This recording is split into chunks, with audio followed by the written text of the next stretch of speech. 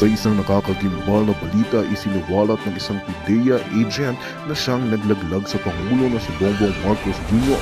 Sa isang pahayag, ikiniit ng naturang PIDEA agent na mayroong mga katiwalian ng kanyang nararanasan mula sa kasalukuyang Pangulo. Ipinahayag din niya ang kahandaan na harapin ang mga usapin sa harap ng publiko upang mabigyan ng linaw ang mga kontrobersiyang ito. Matapos ang pahayag ng PIDEA agent, dumagsa ang panawagan mula sa iba't ibang sektor ng lipunan na dapat panagutin ng Pangulo sa anumang katiwalian na maaaring nauugnay sa kanyang pangalan. Ipinunto ng ilang grupo na mahalagang mabigyang linaw ang mga aligasyon at maging bukas ang Pangulo sa anumang imbestigasyon na magsasagawa ang mga kinauukulan. Sa kasalukuyan, ang kontrobersyang ito ay patuloy na umiinit sa bansa at umaasa ang publiko na mabibigyang linaw ang mga usapin upang mapanatag ang kaisipan ng mamamayan sa gitna ng patuloy na hamon na hinaharap ng bansa. Well, ito nga ang balitang ating pagkakatukan. Ngunit bago ang lahat, siguraduhin mag-subscribe at i-hit ang notification bell para sa patuloy na pagtutok sa mga sulyap ng bagong balita sa tunay na boses ng masa.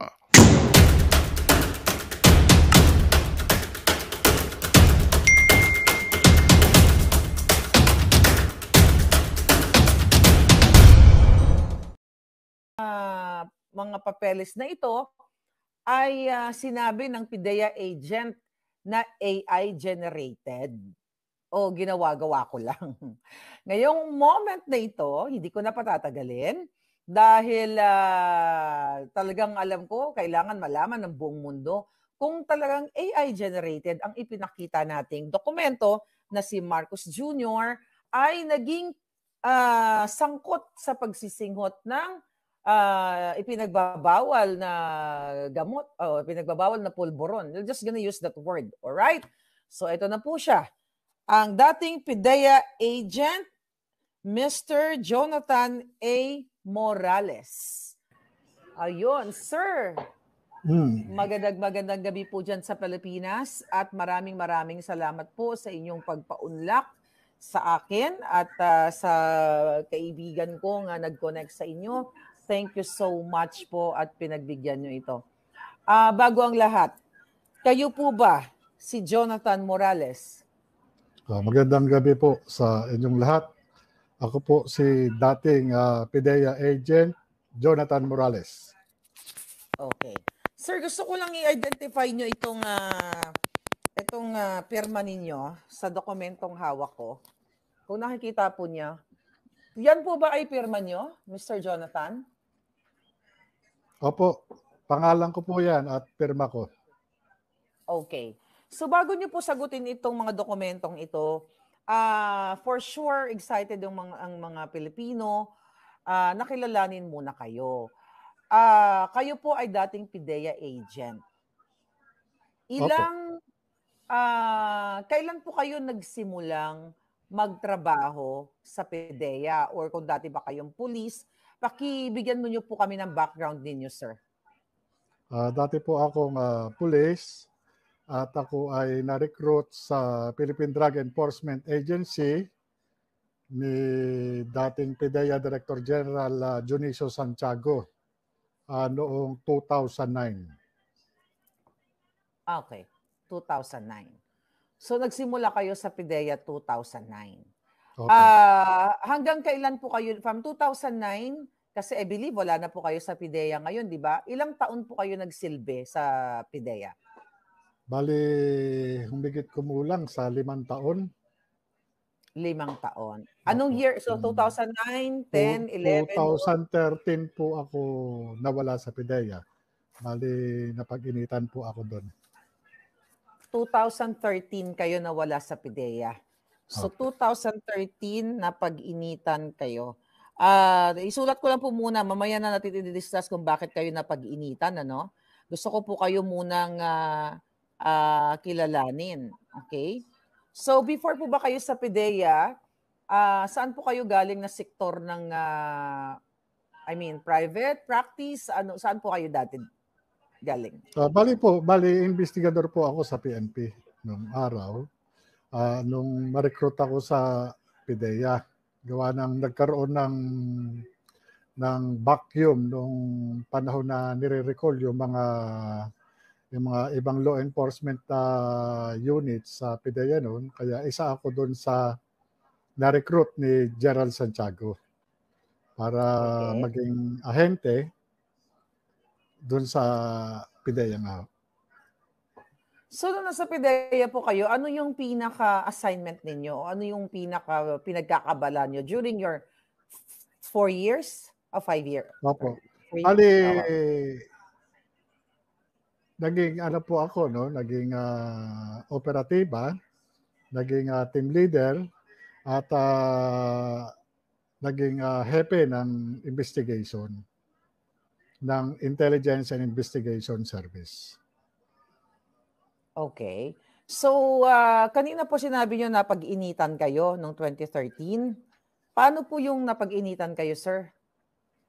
Ito po yung mga paumanhin po kasi kung mamarapatin po ninyo ay meron po kasing darating na Senate investigation at siguro yung doon ko na lang po sasagutin Okay. yon. Ngayon po, Okay. doon sa mga iba itatanong nyo po, baka yun pa pwede ko pong sagutin kung Okay. mamarapatin po ninyo. Okay, sir. Okay, naintindihan ko po. Sige, didiretso na po ako, sir, sa aking tanong. So, gusto ko Opo. lang po i-identify po ninyo yung itong mga dokumentong ipapakita ko sa inyo. Familiar po ba kayo dito sa dokumento na ito? Opo, yan po yung pre-operation report na isa sa mga tawag dito, alam na nung PIDEA Manual of Operation bago magsagawa ng kahit anong anti-illegal drugs operation. Okay. So ito po ay dated March 10. Alright? Familiar po ba kayo dito sa mga dokumentong ito? Yan po yung yung cover letter doon sa ginawa kong pre-ops at saka yung authority to operate para po doon sa aking boss. Okay. So, ito po, sir. Familiar kayo dito? Kasi may pirma Yan nyo. po yung authority to operate. Nakalagay po dyan yung yung mga vehicles na gagamitin para doon sa operation. Okay. At saka yung duration ng operation. So, sir, sa makatuwid, ito pong mga dokumentong itong hawak ko ngayon na ipinakita sa inyo na may pirma nyo, hindi po siya AI. Ano po ang ibig nyo sabihin doon sa AI? Artificial Kasi Intelligence hindi ho ako familiar doon sa mga ganong okay. Okay, sir. So kasi po, nung inilabas ko po itong mga dokumentong ito sa aking Facebook account, dahil ako po ay nabigyan nito ng mga random, ang tawag ko nga po, puting aso, informante, na sinasabi na si Marcos Jr. ay muntik nang ma-raid noong panahon na ito, noong 2012, noong 2012. Pero nung inilabas ko po ang dokumentong yon, ay sinabi ng PIDEA agent, PIDEA chief na si Lazo na ito daw po ay AI generated or fake or gawa-gawa lang using the new technology. Ibig nyo bang sabihin yung AI generated, computer generated? Yes, computer generated, not original, peke, gawa-gawa ni Maharlika. Ito po ba, ginawa ko ba sa tingin niyo? Hindi po. Sa pagkakatanda ko nga po, ako po yan. Kaya lang, meron ho kasi akong dyan sa mga dokumento na nauna nyo nang naipresenta doon sa publiko. Kasi po, meron tayong tinatawag na yung revelation of secret. Kaya ako sumulat doon sa Philippine Drug Enforcement Agency at sinulatan ko si Director General Moro Lasso patungkol po doon sa declassification ng mga classified information na naandyan sa mga dokumento na yan. Ito Yes, pong, sir. yan pong mga dokumento nyo na yan, pagpaumanhin po ninyo, yan po hindi po para sa sa publiko. Yan po dapat nasa pag-iingat ng gobyerno, lalo na doon sa intelligence unit kung saan po dapat nandun yan.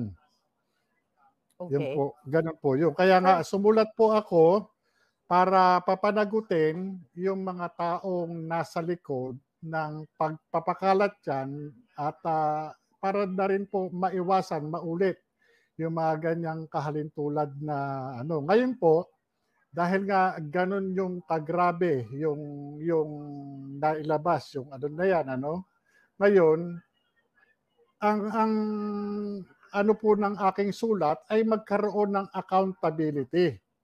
Yung mga taong nagpabaya dyan sa mga dokumentong yan at doon sa mga tao na dapat ay mayroong tungkulin para ipatupad yung batas o mandato na iniatang sa kanila. Patungkol po dyan doon sa mga taong nandyan po bilang subject ng operasyon ng PIDEA. Okay. Sir, bago po tayo dun sa letter ninyo sa Kailasot, sa Senado at sa Presidente, gusto ko lang pong isa-isahin itong mga dokumento na ito. Dito sa cover letter, sir, kasi napansin din po ng netizen ito, kaya pinagdudahan din nila na ito daw ay AI generated. Unang-una po dito, ang address ay magkaiba. Alright? Dito sa pre-operation letter, mapunta muna tayo sa memorandum, yung cover letter na sinasabi ninyo. So, nakalagay dito for Director IIS. Ano pong ba ibig sabihin ng IIS? Remind me. Investigation? Intelligence Investigation Service po. Okay, intelligence. Okay, that's good. So, subject, reported nefarious activities of Maricel Soriano and Maria and Bongbong Marcos, alias Bonget, March 10, 2012. So, natatandaan niyo po itong memorandum na ito? Opo. Okay. Sabi dito sa cover letter, this has reference to the reported nefarious activities of Maricel Soriano and or alias Maria of Unit 46C, Rizal Tower Building, Rockwell Barangay Poblacion, Makati City, and Bongbong Marcos alias Bonget with unknown address. Number 2, a confidential informant personally appeared before this office and reported the above-named showbiz and political personalities together with some unidentified male and female companions who were allegedly frequent seen inhaling white powdery substance suspected to be illegal drugs inside the above-cited condominium. Okay? So bago ko tapusin, dito po kasi sa pre-operation report, ang nakalagay po kasi na address dito ay 4C. So dito sa cover is 46C. Ano po ba talaga ang tamang address? 46C. So ito po ay typographical lang dito sa pre-operation report. Nangyayari naman po yan. Okay. Alright. So ituloy ko dito, sir. Yung dito sa cover letter, yung memorandum nga. Number 3, nakalagay dito, recommendation approval of the attached pre-operation report / authority to operate, to conduct casing and surveillance, to verify the veracity of this report for their possible apprehension if warranted. Okay, sir. Then nakapirma po kayo dito. So sa makatuwid, hindi po siya AI. So ang tanong ko, bago po ba isinulat ang memorandum na ito na nakasaad dito, nakasalaysay, base sa mayroong confidential informant na pumunta sa inyo, ano po ba ang dalhin niyo po kami doon sa panahon na yon na bago ito tinipe, itong memorandum na ito. Ano po ang nangyari bago kayo nag-create nitong memorandum na ito? Ganito po yun, ang usual na ginagawa namin dyan, ini-interview namin yung kung sino yung agent on case doon sa sa confidential informant. Sa kaso niyan, sa pagkakatanda ko, ay kinunan ko ito ng ng deposition of witness. Kaya ko po sa nanigurado din ako nung panahon na yon, gawa ng sa bigat ng mga personalidad na Sangkot. ipinakita sa akin na downloaded computer printout ng mga litrato. Talagang kaya nagpasya ako noon na i-reduce ko siya doon sa sworn statement at kasabay na rin nung paghamon ko doon mismo sa confidential informant na kung handa ba niyang panumpaan at lagdaan itong kanyang ibibigay na impormasyon. At yun nga nangyari, bali kinunan ko siya ng statement na umabot kami ng gabi nung kinunan ko siya. At yun, matapos doon, ginawa ko yung memo. And kinabukasan nga, nung araw na yon, ginawa naman itong pre-ops at saka yung authority to operate para makapagsagawa sana kami ng casing and surveillance. And pati doon sa aking instruction, doon sa confidential informant, for him na makakuha kahit man lang sample o maliit na kung ano man yung makukuha niya na sinasabi niyang powdery substance na ayon sa kanya available dun sa lugar o dun sa area. Kaya yun sana yung mangyayari doon. Kaya yun yung purpose niyang authority to operate tsaka ng pre-operation report para at least magkaroon ng masunod namin yung presumption of regularity in the performance of our official duties. Para pagpunta doon, pag-deploy ng tao, nandun sa loob, meron kaming pinanghahawakang dokumento na lehitimo yung aming trabaho. Okay. So, nung pumunta po yung informante sa inyo, syempre bilang isang PIDEA agent, hindi naman kayo basta-basta nagpapaniwala na, si ganito, si ganyan, nakita ko, na walang sapat na ebidensya. Nabanggit nyo kanina pictures. Meron po ba kayong natatandaang mga litrato o video na ipinakita na yung nabanggit na pangalan na artista na si Maricel Soriano at then Senador Marcos Jr., meron po bang ipinakita sa inyo ang confidential informant na pictures na naka-attach dito sa mga dokumentong ito na supposedly nasa nakatago sa PIDEA, PIDEA office? Wala pa po ba sa inyo yung mga litrato at saka yung kopya ng affidavit? Wala pa po. Baka parating pa lang. So gusto ko po, meron pong litrato. Meron pong litrato, wala pong video. Kasi yung pong litrato na yon nanggaling po doon sa cellphone ng reportee o nung confidential informant.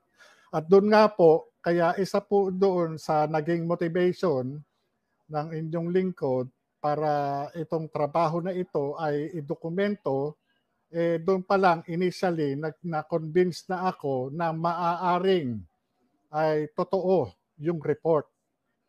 Kaya nga doon pa lang sa litrato, iba't ibang pagkakataon at iba't ibang okasyon na nung makita ko yung litrato, yun pa rin. Pero sa kabilang banda, nung ipakita niya yung litrato, isa-isa ko talagang tinanong yung confidential informant during nung pagkuha ko ng kanyang testimonya. Pina-identify ko kung sino ito. Meron siyang nakilala, meron siyang hindi kilala, o meron siyang hindi pinangalanan. Katunayan, yung iba ron talagang nilagyan pa niya ng pentel pen yung mga muka para yung kumbaga sa iniingatan niya yung identity. Pero doon sa mga meron siyang mga nakilala at hindi ko muna i-reveal sa inyo kung sino-sino yung mga personalidad na naandoon. Pero sigurado po kayo sa pagkakatanda ninyo na nandoon sa litratong na naka-file, na i-file ninyo sa PIDEA ang mukha ni Maricel Soriano at ni Bongbong Marcos? Opo, nandun po. Nandoon. Nandun. Natatandaan niyo po ba kung mga ilang pictures yun?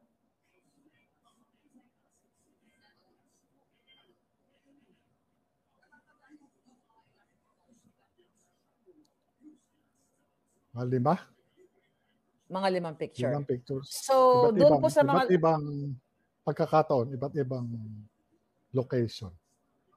Ayon So, doon when you sa say- confidential information. Ayon sa confidential at saka litrato, doon po ba sa litrato, kung babalikan natin, nakikita na may mga sumisinghot? Five, more or less 5 yun. So doon po sa litrato, kasi dito, based dito sa report nito, allegedly, frequently seen inhaling white powdery substance. So doon po sa picture na yun, meron silang sinisinghot na white powdery substance? Opo. Wow. Wow. So, grabe. So, ang pinakamalaking tanong, nasa PIDEA pa kaya yun? Kasi supposedly, Doon ko nandoon pa po yung mga iniwan pictures. yun kasi ito kaso po na ito, no, itinrato ko, ano lang naman para siyang ordinaryo, no. Marami na rin kami nahawakan na malalaking kaso, no. Pag hindi natutuloy, diyan lang. Andiyan yung nakapile yan diyan sa sa investigation division. So, ganoon naman po kami. Kahit yung mga case holders na mga ongoing cases at saka yung mga case operational plan na namin tinatrabaho, no. Andun lang siya. Hindi naman kumbaga andun lang 'yon. Kaya ako talagang tiwala ako na ando. Kaya nagulat talaga ako nung mapunta sa inyo Mapunta sa inyo. Yun yung isa ron sa sabi ko parang may mali talaga, hindi po pwede. Kaya nga ang sumulat ako, parang may managot. May managot dun sa mga nagko-custody nitong mga classified information na ito. Kasi siyempre, yun may mga ongoing targets kasi. At saka makakapahamak ng buhay ng ahente o ng sino mang inosente. Pero yes, naintindihan ko po kayo. Pero siguro dahil sa sobrang galit na rin siguro ng mga taga-PIDEA mismo sa loob dahil sa malupit na nararanasan nila ngayon sa panahon ni gobyerno ni Marcos Jr., kaya yun din po siguro yung nag-trigger sa kanila na ilabas itong report na ito na supposedly confidential para malaman ng taong bayan na ang namumuno ngayon na si Marcos Jr. ay talagang supposedly ay aarestuhin na dapat dadamputin na dahil sa kanyang pagkasangkot dito sa pulburo na ito, na yun po ang term ko, paumanin, dito sa naganap na sesyon na inireport sa inyo ng confidential informante. Ang tanong ko po sa inyo, sir, nung nakita nyo yung pictures, okay, sa iba't ibang pagkakataon na may sinisinghot sila, nakita mo si Maricel Soriano, nakita mo si Bongbong Marcos. Si Maricel Soriano, ba kilala nyo siya bilang artista nung time na yon, nung nakita nyo yung picture? Opo. Kilala nyo siya. So, klaro. Si Bongbong Marcos po, kilala nyo siya nung nakita nyo doon sa picture? Opo. Pero, kung pwede pa sumagot? Opo, go ahead, sir. Kahit po kilala ko yung mga tao na nasa picture o siyempre ang ano ko bilang investigador, kinukumpirma ko mismo dun sa nagpresenta ng litrato kung sino yung nasa litrato. Kahit ko kilala ko po sila, kinumpirma ko po mismo sa pamamagitan ng sworn statement na kinukuha ko sa kanila na sino ito. Okay. Na at yun po talaga nakasulat. Kaya kung maipipresenta po, kung magkakaroon maipresenta itong sworn statement po na ito, malinaw at positibong itinuturo ng declarant o ng deponent kung sino po yung tao na nandun sa picture, na nagde-depict sa picture, at kung ano yung ginagawa ng taong nag-depict dun sa picture. Okay. Yun po yun. So, yeah, tama, nagets ko yun. Kasi kahit nakilala mo, hindi pwedeng ikaw as an investigator, hindi ikaw pwede magsabi, si ganito to, si ganyan to. So, the informant should identify kasi siya yung nagre-report. Opo. Kagaya po nung maliban dito, may tanong pa ako, maliban dito sa binigay mong pangalan, meron ka pa bang ibang pangalang alam tungkol dito sa tao na ito? O yan lang po ang pangalan alam ko. Ganun po ang hindi ko po pwede kahit alam ko yung buong pangalan, hindi ko po pwedeng ilagay yon hanggat hindi naman niya sinasabi. Kaya lahat lang nung sinasabi niya, yun lang po ang nai-reduce doon sa sworn statement. So, dito sa sworn statement na ito na may permado ninyo, kayo po personally ang nag-type nito? Opo. Kayo ang nag-type nito. So, tandang-tandaan. Wala naman po ako sekretarya doon. Wala akong sekretary. So, kung babalakan po natin yung date na March 10, 2012, ikaw ang informante. Sino-sino po yung tao sa loob ng opisina na yun? Kung matatandaan nyo. Hindi nyo kailangan pangalanan, pero, ilan kayo ang nandoon? Nandun po yun sa sworn statement. Kapag ka po, normally, pagka gumagawa po ako ng, ng sworn statement, nakadeklara po kung sino yung nandun. Halimbawa po, ng malaya at kusang loob na salaysay ni Juan de la Cruz. Na kinuha ni ganito sa harap ni na. Nandun po yun. Kaya, hindi po pwede na, lalo na pag kumukuha po ako ng salaysay, kinakailangan talaga meron talagang kaharap. Halimbawa, pare, may witness. Ate o kuya, na lalagay kita rito, na ganyan. Para at least pagdating ng sa korte, meron ako maipapresenta na ito sa harap ni ganito